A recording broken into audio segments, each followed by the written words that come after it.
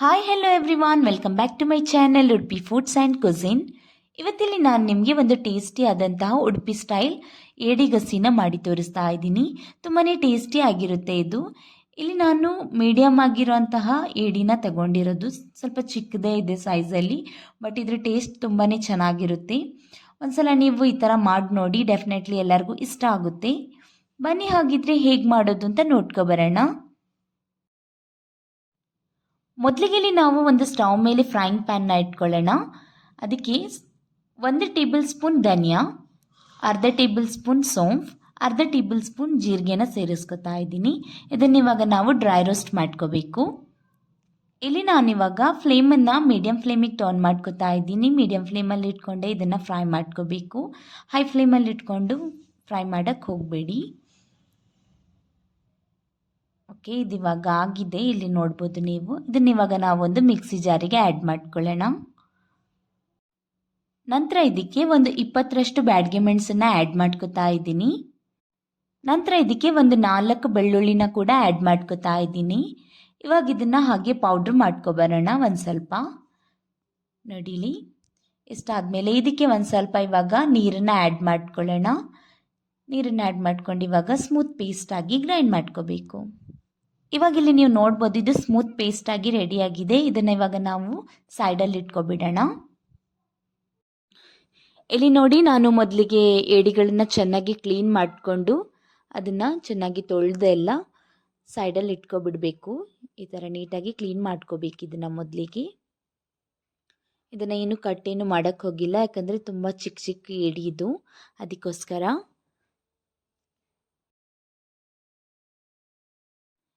ಇಲ್ಲಿ ಇವಾಗ ಮಸಾಲೆಗೆ ನಾನು ಒಂದು 4 ಹಣ್ಣಾಗಿರೋ ಮೀಡಿಯಮ್ ಸೈಜ್ ಟೊಮ್ಯಾಟೊನ ಕಟ್ ಮಾಡಿಟ್ಕೊಂಡಿದ್ದೀನಿ.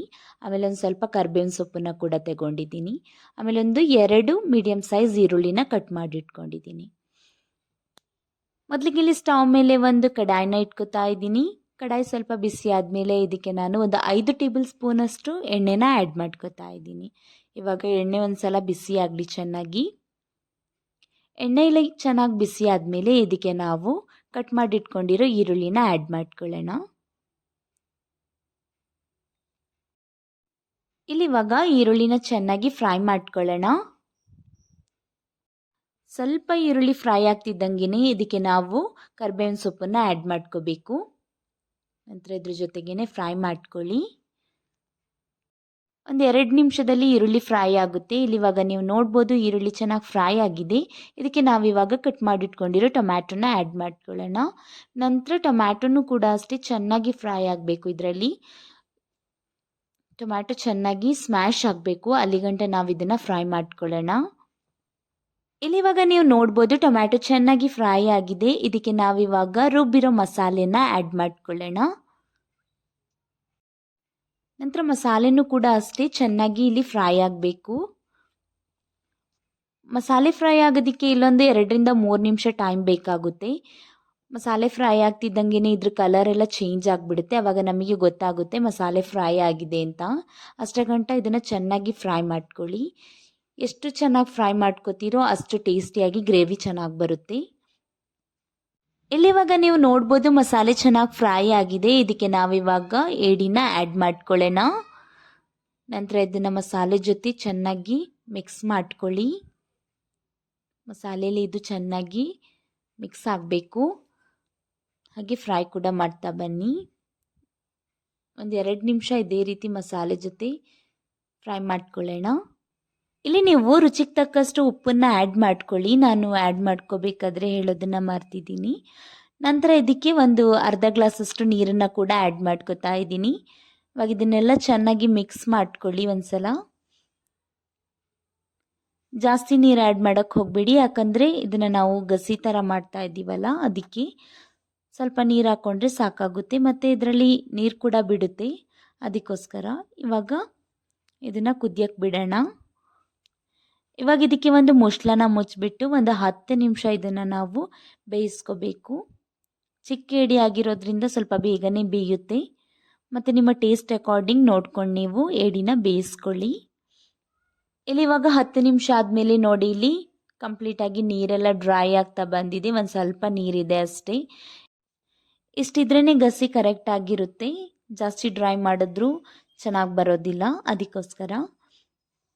ನೋಡಿ ಫ್ರೆಂಡ್ಸ್, ತುಂಬಾ ಟೇಸ್ಟಿ ಆಗಿರೋಂತಹ ಏಡಿ ಗಸಿ ರೆಡಿಯಾಗಿದೆ.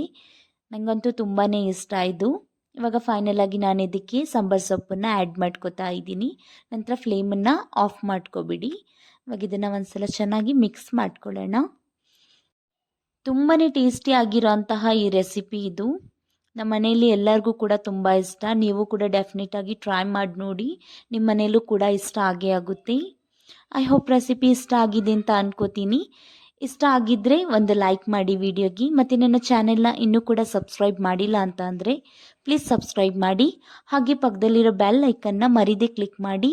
ಹೀಗೆ ಮಾಡೋದ್ರಿಂದ ನನ್ನೆಲ್ಲ ಹೊಸ ವಿಡಿಯೋಗಳು ನಿಮಗೆ ನೋಟಿಫಿಕೇಷನ್ ಮೂಲಕ ಬರುತ್ತೆ. ಮತ್ತು ಯಾರೆಲ್ಲ ನನಗೆ ಸಬ್ಸ್ಕ್ರೈಬ್ ಮಾಡಿದ್ದೀರಾ ಅವರಿಗೆ ತುಂಬ ಥ್ಯಾಂಕ್ಸ್. ಮತ್ತು ಇನ್ನೂ ಕೂಡ ಯಾರು ಸಬ್ಸ್ಕ್ರೈಬ್ ಮಾಡಿಲ್ಲ ಅವ್ರು ಪ್ಲೀಸ್ ಸಬ್ಸ್ಕ್ರೈಬ್ ಮಾಡಿ. ಮತ್ತು ಆದಷ್ಟು ನಿಮ್ಮ ಫ್ಯಾಮಿಲಿ ಫ್ರೆಂಡ್ಸ್ ಜೊತೆ ಶೇರ್ ಮಾಡಿಕೊಳ್ಳಿ. Thank you for watching.